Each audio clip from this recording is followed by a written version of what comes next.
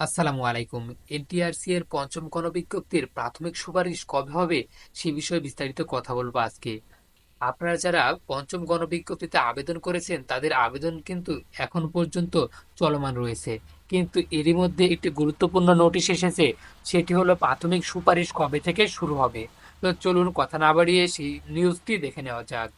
The daily compass official ওয়েবসাইটে একটি news প্রকাশ করেছে। এই হেডলাইনে পঞ্চম গণবিজ্ঞপ্তির প্রাথমিক সুপারিশ কবে হবে জানালো এনটিআরসিএ। বেসরকারি শিক্ষা প্রতিষ্ঠানের ৯৬,০০০-এর বেশি শিক্ষক নিয়োগ আবেদন গ্রহণ চলছে। আগামী ৯ মে পর্যন্ত আবেদন করা যাবে। এরপর যাচাই বাছাই করে সবকিছু ঠিক থাকলে মে মাসেই নিয়োগের প্রাথমিক সুপারিশ করা হতে পারে।